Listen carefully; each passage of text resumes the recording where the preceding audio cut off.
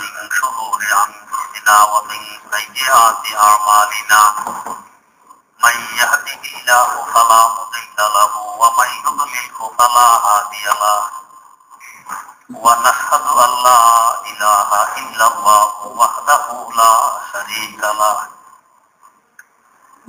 ونشهد أن سيدنا ونبينا ومولانا محمدا عبده ورسوله أرسله بالحق بشيرا ونذيرا وداعيا إلى الله بإذنه وسراجا منيرا صلى الله تعالى عليه وعلى آله وأصحابه وسلم تسليما كثيرا كثيرا أما بعد فأعوذ بالله من الشيطان الرجيم بسم الله الرحمن الرحيم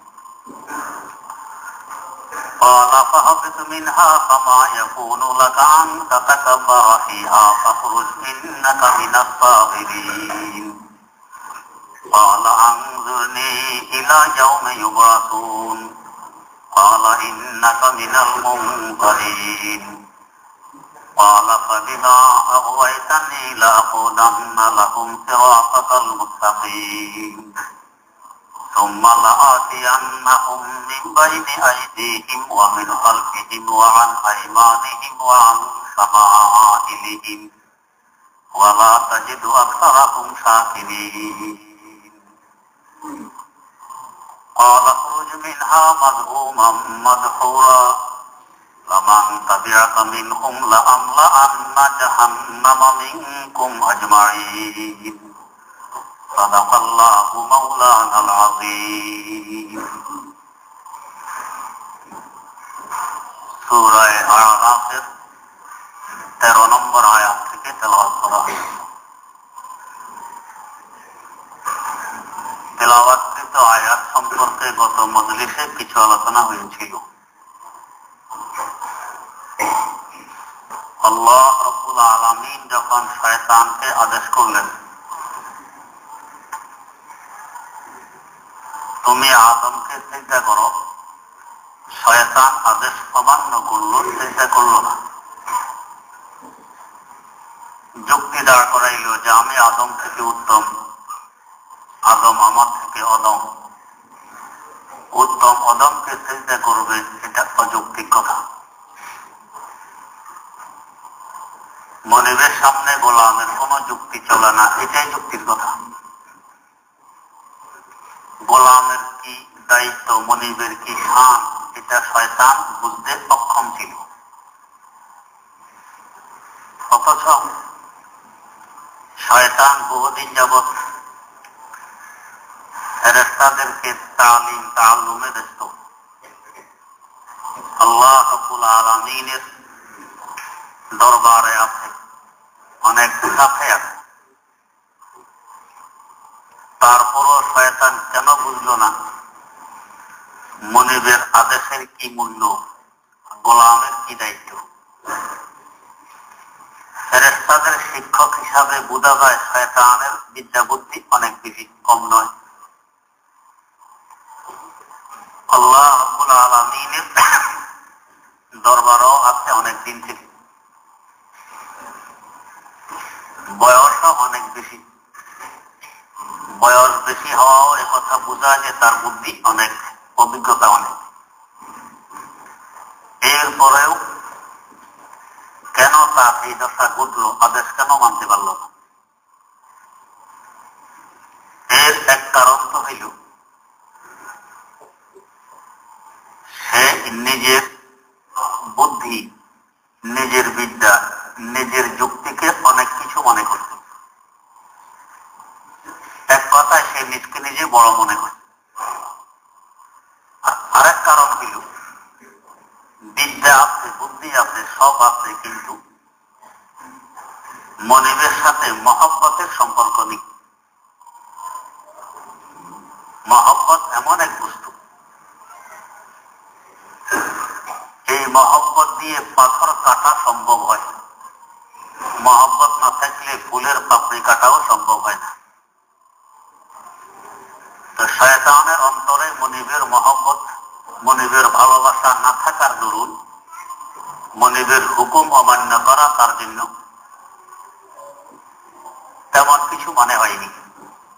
যদি মহব্বত থাকত তো সামান্যতম যদি হুকুম অমান্য হইত ব্যস্ত হয়ে পড়ত, যেমন ব্যস্ত হয়ে পড়ছিলেন আমাদের আদি পিতা সাইয়্যিদিনা হযরত আদম আলা নবিয়িনা ওয়া আলাইহিস সালাতু ওয়াস সালাম।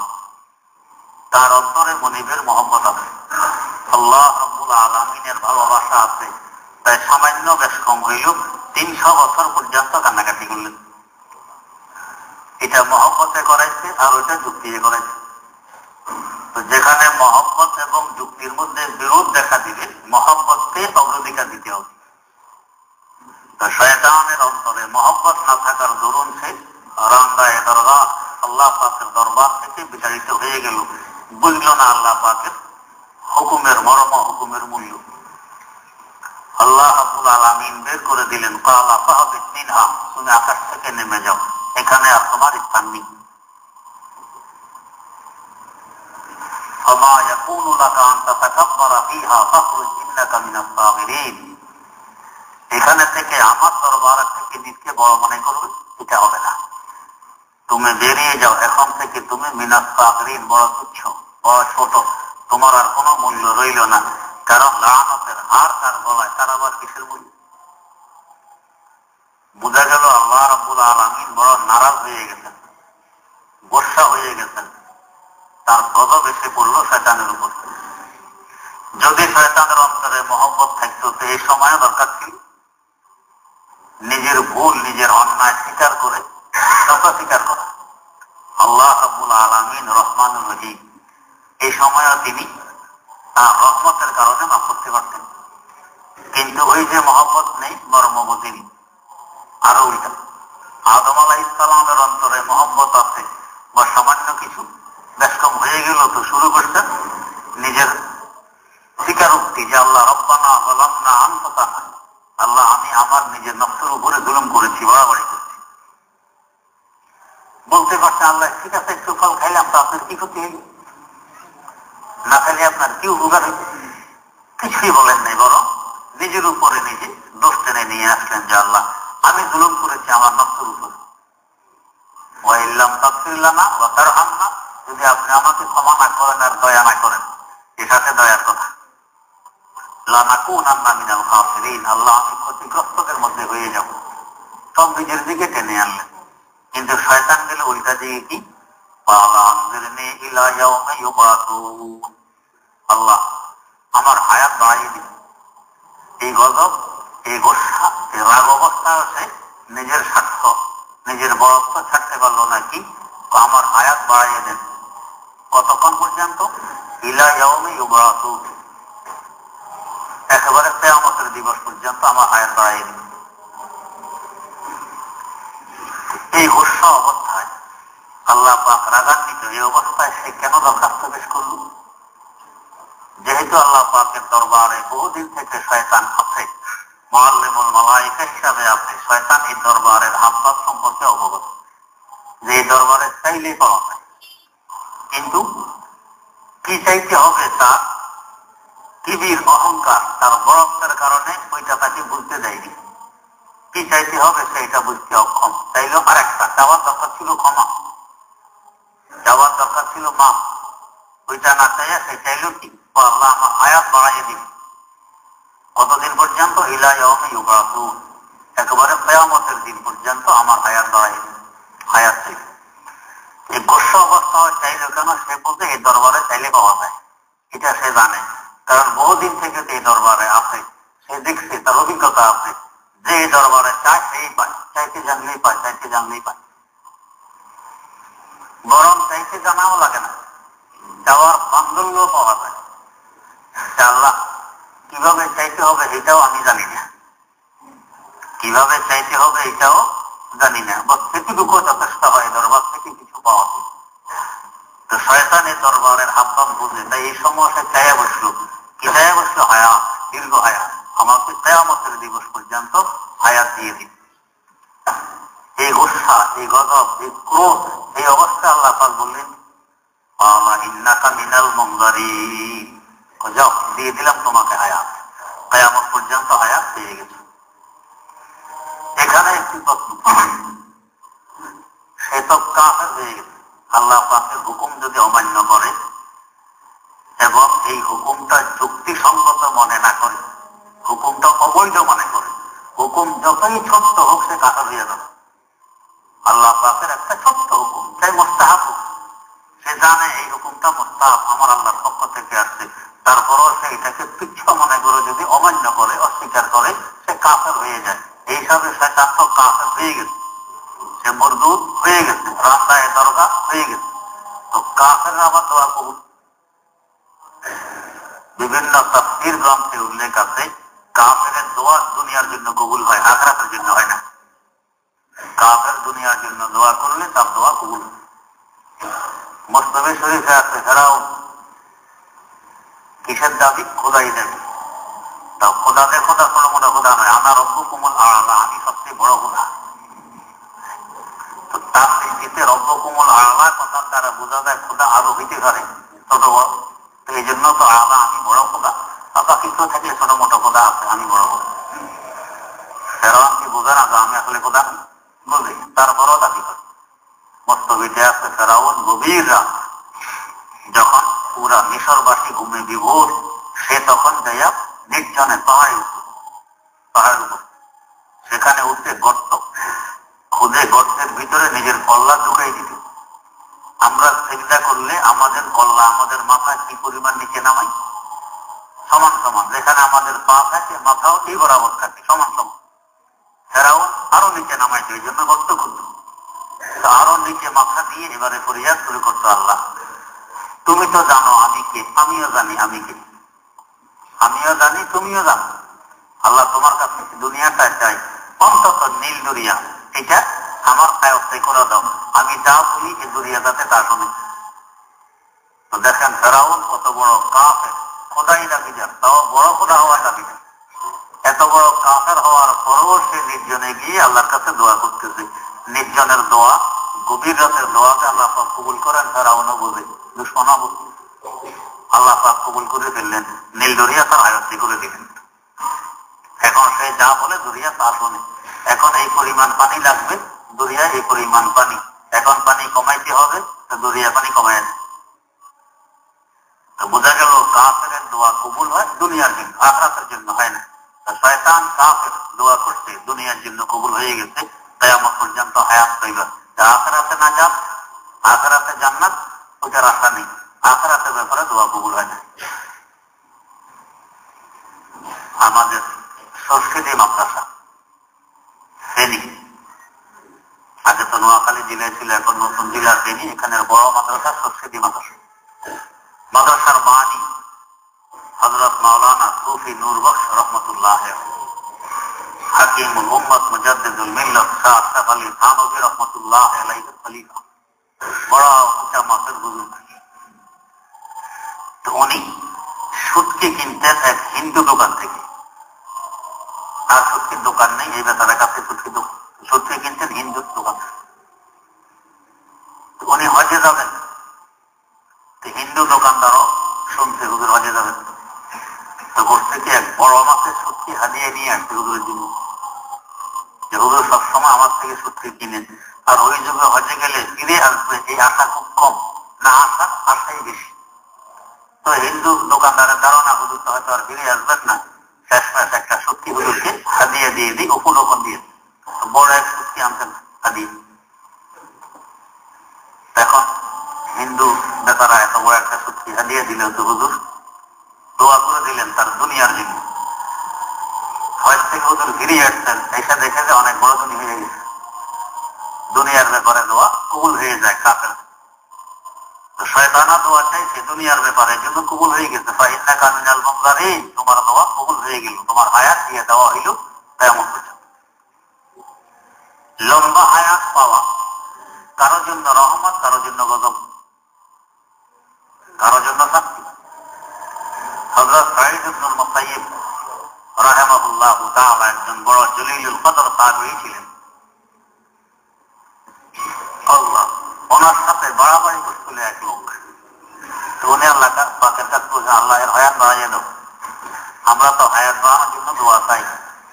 তো যেই লোক হযরত সাঈদ ইবনুল মুসাইয়্যিব রাহিমাহুল্লাহ তাআলার সাথে বাড়াবাড়ি করছে, হুজুর শুধু দোয়া করছেন আল্লাহ এর হায়াত বাড়াইয়ে দাও, বাস। আর মরার নাম নেই। হায়াত তো বাড়তে বাড়তে বাড়তে বাড়তে বার্ধক্যে পৌঁছতে পৌঁছতে তার চোখের বুরুর উপরে চামড়া নিচের দিকে নামতে নামতে চোখ ঢেকে গেছে। এই পরিমাণ লুজ ঢিলা হয়ে গেছে চামড়া। দেখতে হইলে হাতে ধরে চামড়া উপরের দিকে তলা দিকে উঠাইছো, তারপরে দেখতে হয়ে হতো। রাস্তার কিনারে বসে থাকতো, কোন মহিলা যাওয়া আরম্ভ করলে তার কাপড়ের আঁচল ধরে টান দিত এবং নিজে বলতো যে আকাদানি দৌড়াও সাঈদ, আমাকে সাঈদের বদদুয়ায় পাইছে, এই জন্য আমার এই অবস্থা। এখন আর মরে না। বার্ধক্যে পৌঁছে অন্যের উপরে চলাফেরার জন্য নির্ভরশীল হয়ে গেছে, এরপরও মরে না। নেকির কাজ কপালে নেই, করতে পারে না, এটা তার জন্য গজব, এটা শাস্তি। আর যদি নেকির কাজ করতে পারি তাহলে হায়াত বেশি হওয়া, বরকতময় হওয়া, এটা আল্লাহ পাকের রহমত। কারণ যত হায়াত পাবো আমার নেকি বাড়বে। আর যদি খোদা না করুক আমি নেকি কামাই করতে না পারি, বরং বুদ্ধি কামাই করি, তাহলে হায়াত বা এটা গজব। এর দ্বারা আমার গুনাহ আরো বাড়বে, আখিরাতে শাস্তি বাড়বে। তো শয়তান যেহেতু মরদুদে দরগা থেকে বিতাড়িত হয়ে গেছে, এখন তার দ্বারা নেকি তো আর হবে না, কাফের হয়ে গেছে, গুনাই হবে। এখন হায়াত বাড়া, এটা তার জন্য আরো গজব, আরো মুসিবত। যে হায়াত যত বাড়বে তত তোমার গুনাহ বাড়বে। আল্লাহ পাক হায়াত তো বাড়াইয়ে দিলেন, এটা আসলে তার জন্য রহমত হয় নাই, বরং গজব হয়েছে, তার জন্য আরো কষ্টের কারণ হয়ে গেছে, তার আযাব বাড়বে আখিরাতে। قال فبما أغويتني لأقعدن لهم صراطك المستقيم। কিছু আছে বুদ্ধির অভাব, এরা যদি কারোর সাথে কোনো বস্তু নিয়ে ঝগড়া করে, হে দাবি করে এটা আমার, সে দাবি করে আমার, দুইজনেরই এক জিনিস নিয়ে দেবে। স্বাভাবিক কথা, পাবে তো যে কোনো একজন, দুজন তো পাবে না। একজনের পাইছে, যে পাইল না। বুদ্ধি থাকলে চুপ হয়ে যাওয়া দরকার ছিল। ঠিক আছে, আমি এই বস্তু দ্বারা উপকৃত হতে পারলাম না, আমার আরেক ভাই হচ্ছে হোক। কিন্তু যাদের বুদ্ধির অভাব হয় কি, আমিও খেতে পারি না, তোকেও খেতে দিব না। এটা হলো আহমকের আলামত, বেউকুফের চিহ্ন। আমি যখন খেতে পারলাম না, তোকেও খেতে দিব না। এইবার শয়তান নিজে তো মাহরুম আর বঞ্চিত হইল, আল্লাহ পাকের সাথে মহব্বত না থাকার দরুন। এখন দেখেন বিদ্যা বুদ্ধি যতই থাকুক, কিন্তু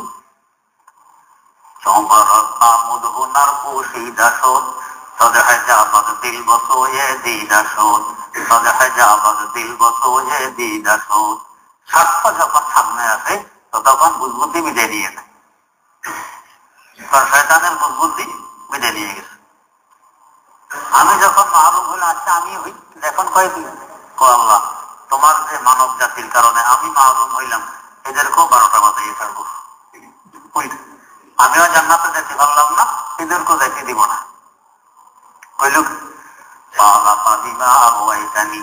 আল্লাহ তুমি যখন আমাকে রাস্তা থেকে সরাই দিছ, বেহেশত আর আমার কপালে নেই, আমি আর তোমার মকবুল বান্দা হইতে পারলাম না। তোমার কাছে আসার যে সিরাতে মুস্তাকিম আছে, সোজা রাস্তা আছে, এই রাস্তার মধ্যে ওখানে বসে দেখবো, কে আসতে চায় আমি দেখি থাকবো, আসতে দিব না। সিরাতে মুস্তাকিমের মধ্যখানে বসে থাকবো, তোমার যে সমস্ত বান্দারা এই সিরাতে মুস্তাকিম ধরে তোমার কাছে পৌঁছতে চাবে, আমি পৌঁছতে দিব না। ওইখানে একথা ধমকি দিয়ে আসছে আল্লাহ পাকের দরবারে, আমি পৌঁছতে দিব না। আল্লাহ রাব্বুল আলামিন যদি পৌঁছান, তো শয়তানের বাসের ক্ষমতা আপনি পৌঁছতে দিবে না। তো শয়তান তো প্রথম বললো রাস্তার মধ্যখানে তো আছি, এরপরও যদি বাধা দেওয়া সম্ভব না হয়, তো তারপরও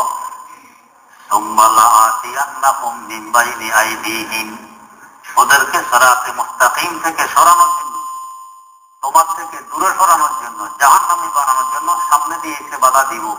ওয়া মিন খালফিহিম, পিছন থেকে এসে বাধা দিব। একজন বাধা দিল, সামনে দিয়ে বয়ে ঠেলে দিল, আপনাকে যেতে দিল না, কিন্তু আপনার শক্তি তার থেকে বেশি, আপনি তাকে সরাইয়া চলে যেতেছেন, এখন সে পিছন দিয়ে এসে টেনে ধরবে আপনার আসল। শয়তান বলে সামনে দিয়ে ঠেলে যদি বাধা দিতে না পারি লাকুদান্না লাকুম ওয়া মিন খালফিহিম, পিছন থেকে টেনে ধরব, যেতে দিব। ওয়ান আইমানিহিম ওয়া আন শামাইলিহিম, ডান দিক থেকে এসে বাধা দিব, বাম দিক থেকে এসে বাধা দিব। তার মানে সামন পিছন ডান বাম চতুর্দিক থেকে এসে তাকে বাধা দিব, আসতে দিব না। ওয়ালা তাজিদু আকসারাহুম শাকিরিন, আপনি অধিকাংশ মানুষকে দেখবেন অকৃতজ্ঞ, বেওয়াফা, এরা ওয়াফাদার পাইবেন না, এদেরকে আমি বেওয়াফা বানাবো। আপনার হাজার হাজার নিয়ামত উপভোগ করবে, শুকর আদায় করবে না, জান্নাতের রাস্তায় চলবে না, জাহান্নামের রাস্তায় চলবে, আমি এই কাজ করব। শয়তান তার বিদ্যা দিয়ে, তার যে পরিমাণ শক্তি আছে এই পরিমাণ দিয়ে বাধা দেওয়ার চেষ্টায় অব্যাহত আছে, অদ্যাবধি কিয়ামত পর্যন্ত থাকবে। বেশিরভাগ মানুষ শয়তানের ধোঁকায় পড়বে, তারপরও বহু মানুষ আছে শয়তান তারা কাছে বিরতে পারবে না। আল্লাহ রাব্বুল আলামিন নিজ দয়া নিজ মায়া এদেরকে শয়তানের ধোঁকা থেকে সংরক্ষণ করে রাতে মুস্তাকিমের উপর চালাইয়ে জান্নাত পর্যন্ত পৌঁছার সুযোগ করে দিবেন। ওইটা দেওয়ার জন্যই আমাদের সামনের এই কিতাব কোরআন কারীম। হযরত ইমাম আহমদ বিন হাম্বল রাহিমাহুল্লাহ বহুবার হয়তো আপনাদেরকে শুনেছি, তরজুমানু আহলি সুন্নাত ওয়াল জামাআহ, আহলে সুন্নাত ওয়াল জামাআতের ভাষ্যকার, কি পরিমাণ জুলুম নির্যাতন সহ্য করেছেন, যাদের হাতে কোথায় আর তাদের নাম নিশানা নেই, কিন্তু ইমামের নাম এখনো জিন্দা, আকাশে বাতাসে যেন ভেসে বেড়ায়। মানুষ কত আন্তরিকতার সাথে, কত আত্মতার সাথে, ইজ্জতের সাথে তার নাম নেয়, ইমাম আহমদ বিন হাম্বল রাহিমাহুল্লাহ। তার লিখিত কিতাব আল মুসনাদ 52 খণ্ডে ছেপে বাইরে, কত বড় হাদিসের ভান্ডার তিনি লিখে গেছেন। তার এই কিতাবের বৈশিষ্ট্য, এই কিতাবে কোনো মওযু হাদিস নেই, কোনো জাল হাদিস নেই, এত বড় ইমাম, কিন্তু কি পরিমাণ জুলুম, কি পরিমাণ অত্যাচার নির্যাতন চালানো হয়েছে তার উপরে। জেলখানায় বন্দী ছিলেন, দৌড়া লাগানো হয়েছে প্রতিদিন, যারা ক্ষমতাসীন ছিল এরা, কিন্তু আজ ওদের নাম নিশানা নেই, কিন্তু ইমামের নাম তো দিতে আছে। উনি আল্লাহ রাব্বুল আলামিনকে স্বপ্নে দেখেছেন 99 বার। কত উঁচা পায়ার মানুষ হইলে আল্লাহ পাক এই সুযোগ দেন যে স্বপ্নে তার জিয়ারত দিয়ে। এরপর আফসোস করতেছিলেন যে আল্লাহ, একটি প্রয়োজনীয় কথা আপনাকে জিজ্ঞেস করার ছিল, অন্তত আরেকটি বার যদি জিয়ারত হয়ে যেত স্বপ্নে, ওই কথাটি জিজ্ঞেস করে নিতেন। দোয়া করতেন, আফসোস করতেন। আল্লাহ রাব্বুল আলামিন কবুল করলেন তার দোয়া, আরেকবার জিয়ারত হয়ে গেল, 100 বার পুরো হইল। এখন জিয়ারতে ওই প্রয়োজনীয় কথাটি জিজ্ঞেস করার সুযোগ আসিল। আমরা যদি এমন সুযোগ পেতাম, কি জিজ্ঞেস করতাম? আল্লাহ, কি কাজ করলে কোটিপতি হওয়া যায় রাতারাতি? কি কাজ করলে ইলেকশন ছাড়া ক্ষমতায় বসে থাকা যায়? কয়ে যাবে, এটা বলতে। কিন্তু যে যা কিনে সে তা কিনে। ইমাম জানেন 20 টাকার কি মূল্য, এই ক্ষমতার কি মূল্য, 2 ভাষার মূল্য নেই।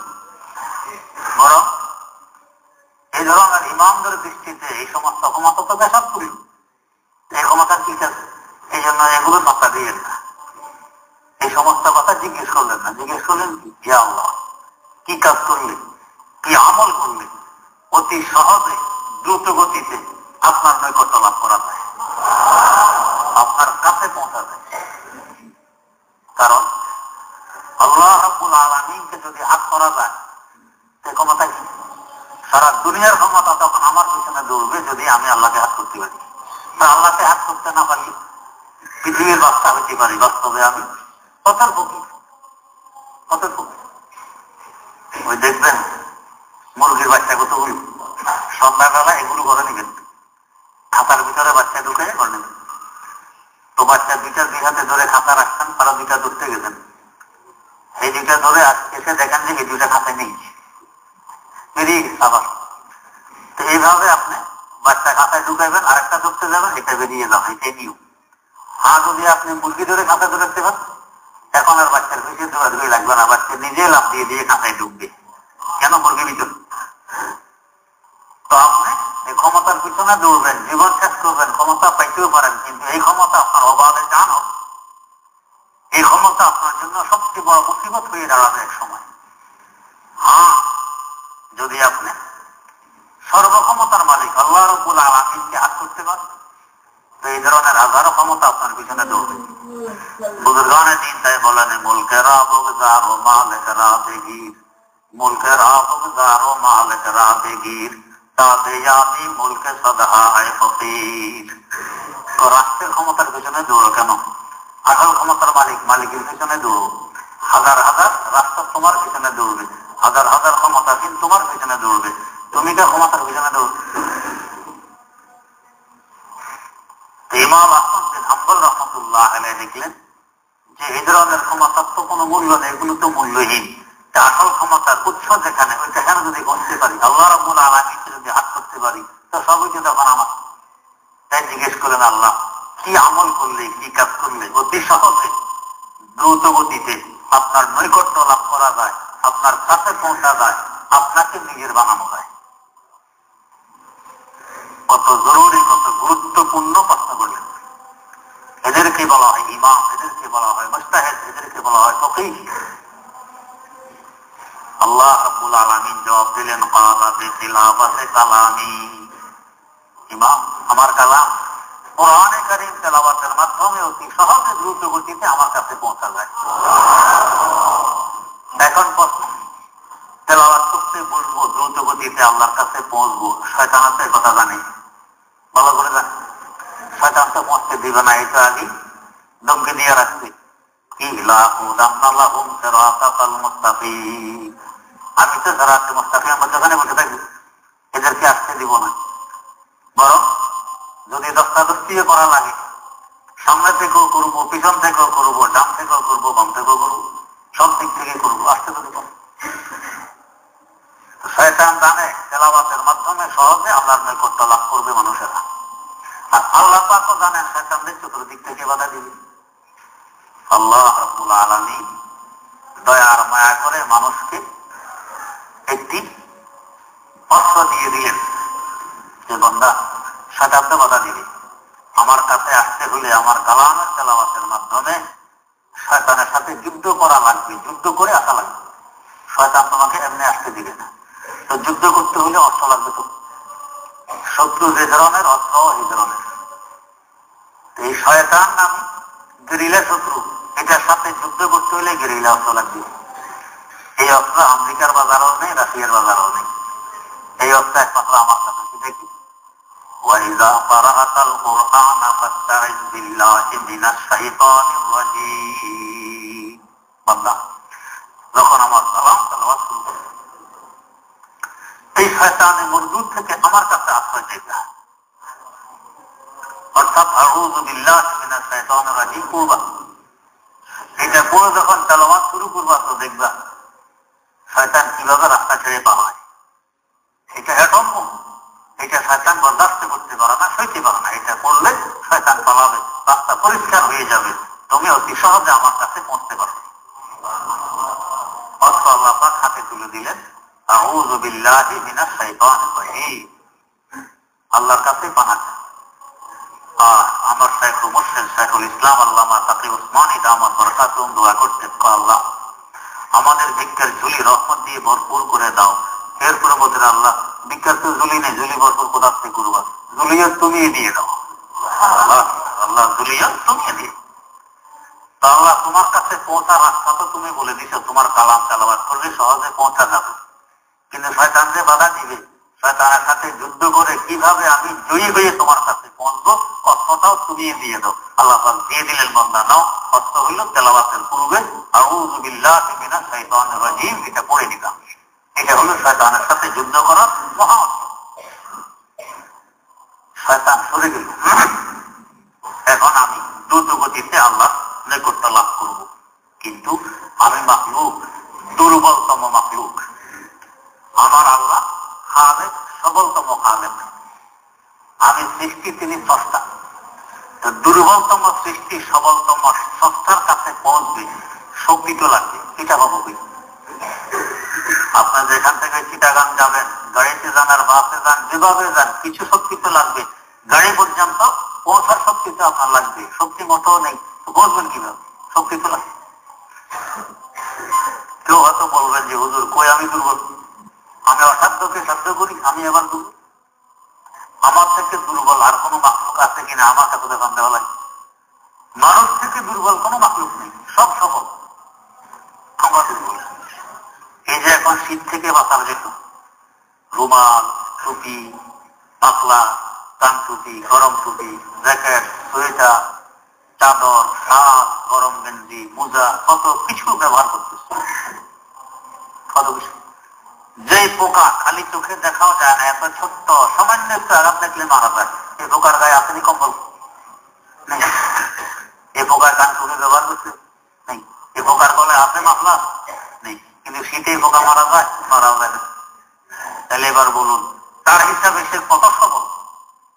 আমাদের আগুন জ্বালাই পর্যন্ত আগুনের হিট নিতে হয়, তাপ নিতে হয়, কিন্তু পোকা জ্বালাইছে জীবনে কোনোদিন আগুন না। এই যে পিপিলিকা আগুন জ্বালাইছে না। আমরা খালি পায়ে হাঁটলে আমাদের পায়ে কাঁটা ঢোকে, কাঁটা দিতে জুতা স্যান্ডেল পায়ে দিতে হয়।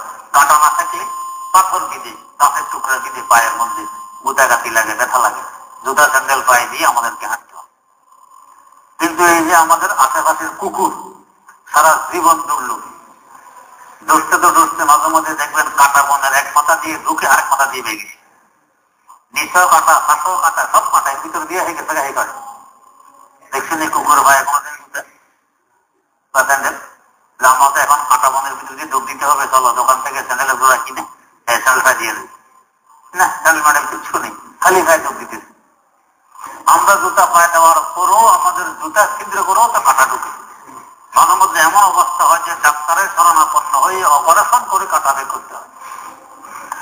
কুকুরকে সারা জীবন খালি পায়ে দৌড়লো, দেখছেন কুকুরকে হাসপাতালে দেখছে যে ডাক্তার সাহেব পায়ে তো কাঁটা ঢুকছে, অপারেশন লাগবে না। তাহলে বলেন আমরা সবল না কুকুর সবল? কুকুর সবল, আমরা দুর্বল, কত দুর্বল, এত দুর্বল আমরা, এর থেকে দুর্বল কোনো মাকলুক নেই। যত হাসপাতাল আমাদের, যত খাদ্য গুদাম আমাদের, বাঁচার জন্য ঘর দুয়ার আমাদের। এই কুকুর বিড়ালের আসেনি খাদ্য গুদাম? এইটা কুকুরের খাবারের গুদাম, যত পায়খানা সব এখানে স্তূপ দিলাম, কুকুর এখান থেকে পায়খানা আস্তে আস্তে সারা দেশে সাপ্লাই দিবি, কুকুররা খাবে না। গুদাম গুদাম কিছু নেই, তাদের কিছুই লাগে না, তারা এইভাবেই জীবন যাপন করতেছে। এবং মাঝে মাঝে এক এক কুকুর দেখবেন কি পরিমাণ মোটা তাজা, অথচ তাদের খাদ্য গুদাম নেই, আমাদের গুদাম আছে। এরপরও আমাদের যেন দান আছে আর যায়, আমরা দুর্বল। এই দুর্বলতম মাখলুক পড়তে চাই আল্লাহ রাব্বুল আলামিনের কাছে।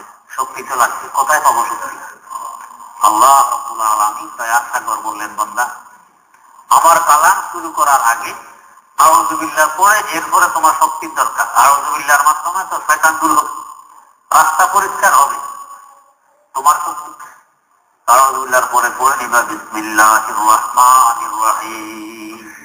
ও দয়ার সাগর, আমি আপনার সাহায্য নিয়ে আপনার নৈকট্য লাভ করার উদ্দেশ্যে আপনার কালাম তেলাওয়াত আরম্ভ করলাম। এটা এমন এক এনার্জি ট্যাবলেট, এমন এক ভিটামিন ট্যাবলেট, এটা খাওয়া মাত্র দেখবা কি পরিমাণ শক্তি আসে। বাস তেলাওয়াত শুরু করবা, শুরু করতে দেরি, এক দৌড়ে আমার কাছে পৌঁছতে দেরি হবে না। আল্লাহ রাব্বুল আলামিনের কাছে পৌঁছার তরিকা জানায় দিলেন, বলে দিলেন। শয়তান যতই রাস্তা বন্ধ করুক, সামনে দিয়ে ঠেলে ধরুক, পিছন থেকে টেনে ধরুক, পাশে দিয়ে এসে কানের মধ্যে ফুসলা যাই করুক, কিচ্ছু কাজ হবে না। তুমি আউযু বিল্লাহ বিসমিল্লাহ পড়ো, এই দুই হাতিয়ার ব্যবহার করো, ইনশাআল্লাহ দেখবে সহজে আমার কাছে পৌঁছে যেতে পারবে। ثم لآتينهم من بين أيديهم ومن خلفهم وعن أيمانهم وعن شمائلهم ولا تجد أكثرهم شاكرين। এত দয়া, এত মায়া, এত নিয়ামতের পরেও শয়তান বুঝে শুনে বলতেছে অধিকাংশ মানুষকে পাইবা অকৃতজ্ঞ, বেওয়াফা। অকৃতজ্ঞ কোন সন্দেহ, আমরা সবাই অকৃতজ্ঞ, বেওয়াফা, নাফরমান। কিন্তু যদি স্বীকার করে নেই, আমার আল্লাহ খুশি হন, যে বান্দা নাফরমানি করছে, বুঝে করুক আর না বুঝে করুক, স্বীকার তো করতেছে আল্লাহ আমি নাফরমান, আমি বেওয়াফা, স্বীকার করলে আল্লাহ পাক খুশি হন, এটার নামই তওবা। সৈয়দ আব্দুল কাদের জিলানী রাহমাতুল্লাহ আলাইহি কিভাবে স্বীকার করতেছেন? আল্লাহ আল্লাহ পাকের দরবারে তিনি দোয়া করতেন,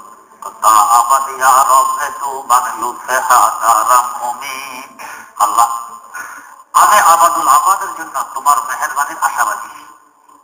একথা বলবেন যে আল্লাহ তোমার মেহেরবানি ছাড়া তো আমার বুদ্ধি নেই, আমি পড়তে পারবো না, তুমি বলছেন আমি কামিয়াব হতে হলে তোমার মেহেরবানি লাগবে, তোমার দয়া লাগবে, এই জন্য আমি তোমার দয়ার আশাবাদী, তোমার দয়ার হকদার, এটাও বলতেছেন না, কত বিচক্ষণ আল্লাহ।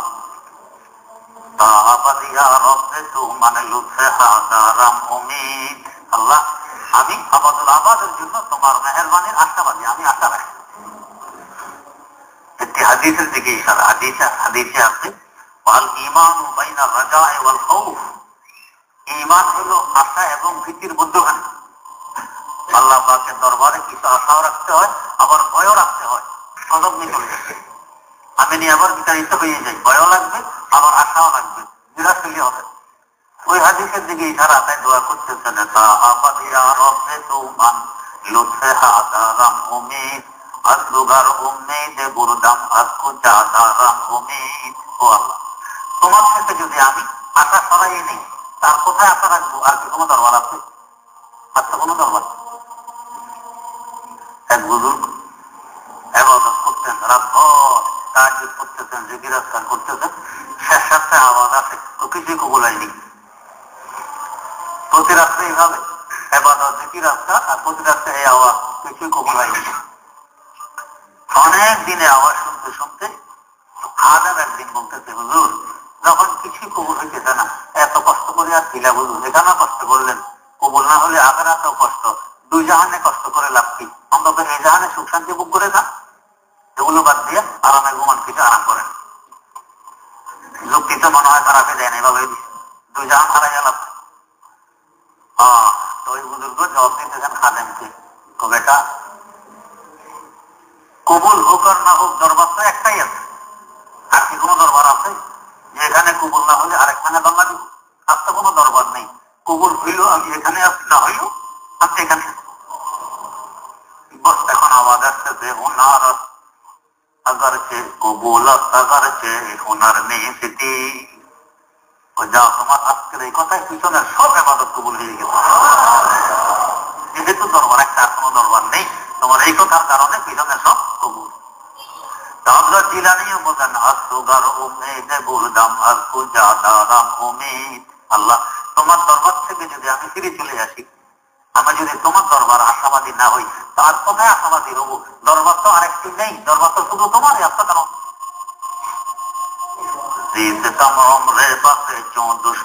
দুশ্মন ভাগি? আল্লাহ হায়াত তো তুমি কম দাওনি, হায়াত বহুত বেশি, কিন্তু এই হায়াতটা ব্যবহার করতেছি তোমার দুশ্মনের ন্যায়, নাফরমানের ভিতরে। তোমার দরবারে আমি আশাবাদী, দুশ্মন ভাগির, আমাকে দুশ্মন ভাইবো না আল্লাহ। দুশ্মনের ন্যায় হায়াত আমার কেটে গেছে ঠিক, কিন্তু আমাকে দুশ্মন ভাইবো না, এটা আমার বুদ্ধির অভাবের কারণে কাটছে। দুশ্মন না দুশ্মন ভাগির বেওয়াফাই করদা আমল তু ওয়াফাদারাম উমিদ। আসল কথা, আল্লাহ বেওয়াফাই করদাম, আমি তো অকৃতজ্ঞ, সবসময় নাফরমানি করে আসতেছি, কিন্তু বেওয়াফাই করদা আমল তু ওয়াফাদারাম উমিদ। কিন্তু আল্লাহ তোমার কাছ থেকে এই অকৃতজ্ঞতা যে শাস্তি পাওয়া, আমি এটা চাই না। আল্লাহ তোমার পক্ষ থেকে আমি কৃতজ্ঞতারই আশাবাদী। বেওয়াফাই করদা আমল তু ওয়াফাদারাম উমিদ। তো শয়তান তো বলতেছে আকসারাহুম শাকিরিন, অধিকাংশকে তুমি পাইবা এরা সকল গুজার নয়, লা তাজিদু আকসারাহুম শাকিরিন। হযরত জিলানী বলতেছেন হ্যাঁ আমিও অকৃতজ্ঞ, আমিও সকল গুজার নয়, কিন্তু আল্লাহ তোমার কাছে আমি কৃতজ্ঞতাই চাই। তোমার কৃতজ্ঞ পাইলে আমি নাজাত পাবো, আমি ধন্য হব। মান গরীবাম মান ফকিরাম দেখা তো বিমারগা। আল্লাহ আমি গরীব, আমি ফকির, আমি অসহায়, বিমারগা আমি বড় রোগী, দৈহিক রোগেরও রোগী, আত্মিক রোগেরও রোগী। আমি গরিব, আমি মিসকিন, আমি ফকির, আমি অসহায়, আমি রোগী। এক খোদা है শরবতে দারু শিফা দারা উম্মীদ, এক খোদা है শরবতে দারু শিফা দারা উম্মীদ। কিন্তু আল্লাহ, আমার এই সমস্ত রোগের চিকিৎসা তোমার পক্ষ থেকে 100টা ওষুধ যদি পাওয়া যায় সব রোগের চিকিৎসা হয়ে যাবে। তার মানে তোমার একটু রহমত যদি আমার সামনে হাল হয় তাহলে আমার জিন্দেগি কামিয়াব। আমি তোমার রহমতের ভিখারী। আমি নাশা করবো আমরা, আমি না করবান, আমি অকৃতজ্ঞ, কিন্তু আমি আশা ছাড়ি না, আমি আশাবাদী। আল্লাহ আমার আশা তুমি পূরণ করে দাও। তো সামান্য রহমতে একটু ছিটা ফোটা করলেই তো আমি কামিয়াবি দিবেন। শয়তান বলতেছে ঠিক, ওয়ালা তাজিদু আকসারাহুম শাকিরিন। আল্লাহ তুমি অধিকাংশ মানুষকে শুকরগুজার পাবে না, পাবে না। কিন্তু তারপরেও কিছু কিছু বান্দা এমন শুকরগুজার পাবে, আল্লাহ রাব্বুল আলামিন এদেরকে দিয়ে ফখর করবেন। ফেরেশতাদেরকে বলবেন যে দেখো, তোমরা বলেছিলে এরা মারামারি হানাহানি কাটাকাটিতে লিপ্ত থাকবে, এখন দেখো দুনিয়া ঘুমে বিভোর, আমার এই বান্দা আমাকে নিয়ে ব্যস্ত। দুনিয়া ঘুমে আছে তো, আর বান্দা আমার দরবারে দাঁড়াই গেছে। দুনিয়া নাচতে ঘুমায়, বান্দা আমার দরবারে হাত পেতে ভিক্ষা চায়। এদেরকে দিয়ে আল্লাহ পাক ফখর করেন, গৌরব করেন।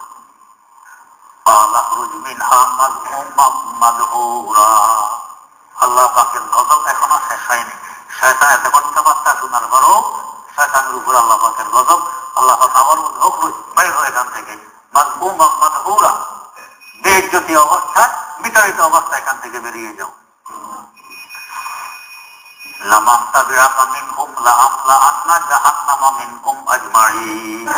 দেখো তোমার এই ধোঁকায় তারা ধোঁকা খাবে, তোমার অনুসরণ যারা করবে এদেরকে দিয়ে জাহান্নামে করবো, এতে আমার কিছু আশ্চর্য যায় না।